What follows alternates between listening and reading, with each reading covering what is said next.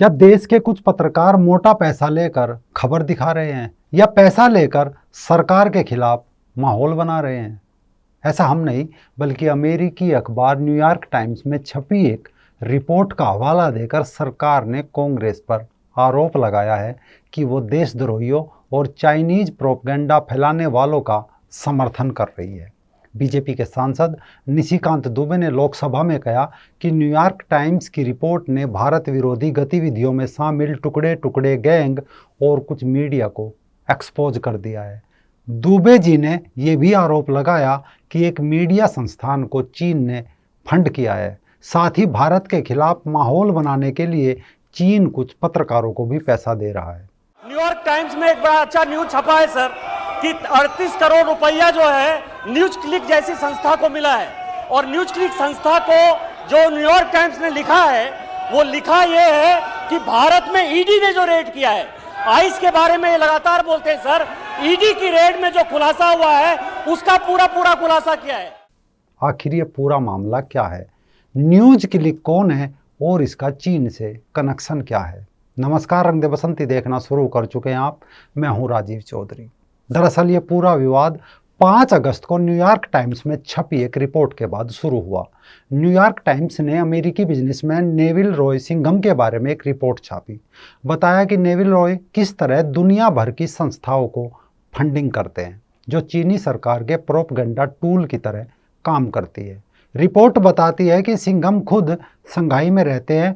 पिछले महीने उन्होंने कम्युनिस्ट पार्टी ऑफ चाइना के वर्कशॉप में भी हिस्सा लिया था, जिसमें पार्टी को दुनिया भर में फैलाने की चर्चा हुई थी।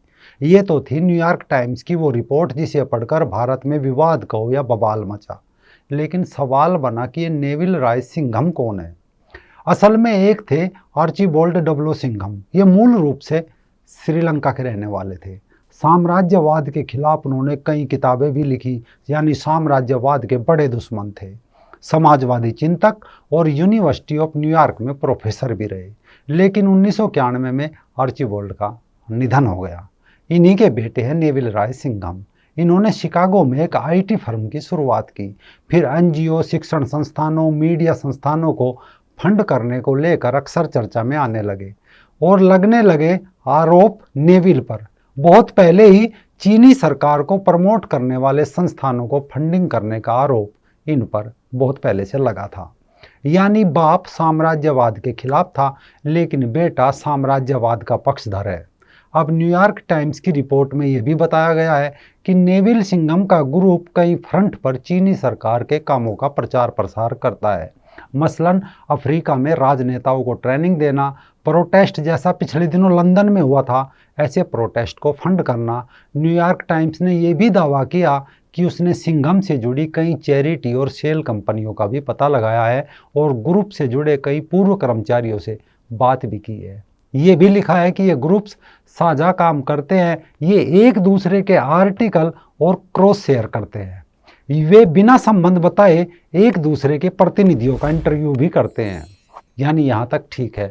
न्यूयॉर्क टाइम्स की खबर थी, लोगों ने पढ़ ली। 5 तारीख का अखबार आज रद्दी में चला गया होगा, पर सवाल बना कि भारत का इससे क्या लेना देना।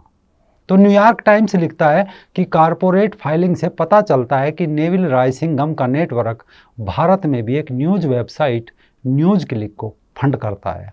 अखबार ने न्यूज क्लिक का एक वीडियो शेयर करते हुए लिखा कि वेबसाइट में चीन की सरकार का काफ़ी कवरेज है।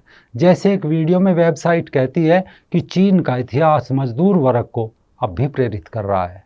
न्यूयॉर्क टाइम्स ने रिपोर्ट में न्यूज क्लिक के खिलाफ भारतीय एजेंसियों की छापेमारी का भी जिक्र किया है। बताया गया कि अधिकारियों ने तब आरोप लगाया था कि वेबसाइट का संबंध चीन की सरकार से है, लेकिन कोई सबूत पेश नहीं किया गया था। इन आरोपों पर सिंघम ने ईमेल से न्यूयॉर्क टाइम्स को जवाब दिया है कि जिन देशों में भी उनका काम है वहां वे टैक्स कानूनों का पालन करते हैं। ईमेल में नेविल ने यह भी बताया कि मैं इन आरोपों को पूरी तरह खारिज करता हूं कि मैं किसी पार्टी का सदस्य हूं या उसके लिए काम करता हूं या किसी का आदेश लेता हूं। मैं सिर्फ अपने विचारों से चलता हूं। अखबार की खबर समाप्त और सिंघम का बयान भी। अब बात न्यूज क्लिक की। दरअसल साल 2021 में प्रवर्तन निदेशालय यानी ईडी की एक जांच से पता चला था कि मीडिया पोर्टल न्यूज क्लिक को विदेशों से 38 करोड़ रुपए की धनराशि प्राप्त हुई थी। अधिकारियों ने अमेरिकी करोड़पति सिंघम तक धन के लेन देन का पता लगाया था। भाजपा ने तब आरोप लगाया था कि भारत विरोधी तत्व विदेशी ताकतों के साथ मिलकर देश को नीचा दिखाने की साजिश का हिस्सा थे। तब न्यूज क्लिक के खिलाफ मनी लॉन्ड्रिंग के आरोपों की जांच में मदद करने के लिए अतिरिक्त जानकारी इकट्ठा करने के मकसद से 9 फरवरी 2021 को प्रवर्तन निदेशालय के अधिकारियों द्वारा कंपनी की तलाशी ली गई थी। तलाशी 5 दिन तक चली और इस दौरान कुल 10 परिसरों को कवर किया गया, जिसमें कंपनी के प्रमोटर परवीर पुरकायस्थ का आवास भी शामिल था। ईडी ने दावा किया था कि न्यूज क्लिक को 38 करोड़ रुपए की संदिग्ध विदेशी राशि प्राप्त हुई थी। इन प्रेषणों को अप्रैल 2018 से 9 करोड़ 59 लाख रुपए की एफडीआई के रूप में वर्गीकृत किया गया था और शेष 28 करोड़ 29 लाख रुपए सेवाओं के निर्यात के लिए प्राप्तियों के रूप में प्राप्त होने का दावा किया था। बताया गया था कि news click studio private limited की स्थापना 11 जनवरी 2018 को परवीर पुरकायस्थ द्वारा की गई थी। अप्रैल 2018 में डेलावेयर में स्थित world wide media holdings LLC, जो अब बंद कंपनी है और नेविल सिंघम नेटवर्क का हिस्सा है, उन्होंने न्यूज क्लिक को 10 रुपये प्रति शेयर अंकित मूल्य के शेयरों के मुकाबले 11,510 रुपये प्रति शेयर के प्रीमियम पर 9 करोड़ 59 लाख रुपए का निवेश किया था। इसके बाद न्यूज क्लिक को सिंघम नेटवर्क से जुड़ी 4 अलग अलग संस्थाओं से सेवा के निर्यात के लिए 2018 और 2021 के बीच 28 करोड़ 29 लाख रुपए प्राप्त हुए थे। न्याय एवं शिक्षा कोष USA से 27 करोड़ 51 लाख रुपए, GSPAN LLC USA से 26 लाख 58 हजार रुपए और the Tri Continental Limited Inc USA से 49 लाख 31 हजार रुपए और 2 लाख 93 हजार रुपए ब्राजील के सेंट्रो पॉपुलर डेमिडास से। अब सवाल है, पैसे कहाँ गए? तो जांच में बताया गया कि इस प्रकार news click studio private limited द्वारा प्राप्त धनराशि में से जो पैसे इस प्रकार किए गए, उसमें 20 लाख 53 हजार रुपये भीमा कोरेगांव मामले में एल्गार परिषद माओवादी लिंक के आरोपी गौतम नवलखा को भेजे गए। नवलखा पुरकायस्थ के पुरानी सहयोगी होने के अलावा उन्हें PPP news click studio LLP के स्वतंत्र भागीदार के रूप में नियुक्त किया गया था, जहां उन्हें 17 अप्रैल 2017 को इस पद पर नियुक्त किया गया था, यानी भीमा कोरेगांव हिंसा के 10 दिन बाद। इसके अलावा CPM IT सेल के सदस्य बप्पीदित्य सिन्हा को 52 लाख 9 हजार रुपये का भुगतान किया गया और कंपनी के रोल पर कई बड़े पत्रकारों को भी बड़ी रकम का भुगतान किया गया। ईडी के छापे से सिंघम और पुरकायस्थ के बीच नियमित ईमेल आदान प्रदान का पता लगाने में भी मदद मिली थी, जिससे पता चला था कि न्यूज क्लिक को चीनी प्रचार, विशेष रूप से अफ्रीका में अपनी भूमिका, जैक मा पर चीन की कार्रवाई का बचाव करने आदि के लिए पैसे का भुगतान किया गया था।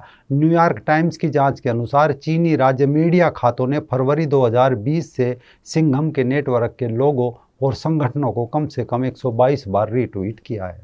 अब इतना सब होने के बाद न्यूज क्लिक ने भी जवाब दिया है, जो कह रहे हैं कि उनके खिलाफ कई तरह के झूठे और आधारहीन आरोप लगाए गए हैं। ये मामला कोर्ट के सामने विचाराधीन है। हम कानूनी प्रक्रिया का सम्मान करते हैं और मीडिया ट्रायल में उलझना नहीं चाहते।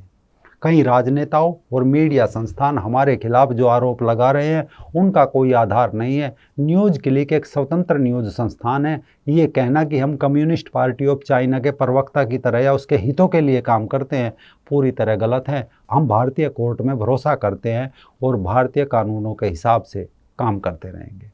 यानी सबका बयान आ गया, लेकिन उन पत्रकारों का नाम आना भी बाकी है जो न्यूज क्लिक से फंड लेकर अपना काम कर रहे हैं। सरकार को चाहिए कि आरोप प्रत्यारोप के बीच सबके नाम भी सामने रखे। जो इस खेल के खिलाड़ी हम हो रहे थे, तभी तस्वीर साफ होगी कि कौन कौन मीडिया संस्थान क्या क्या करता है, कितना लेता है और बदले में कितना बोलता है, यानी क्या क्या गुल खिलाता है।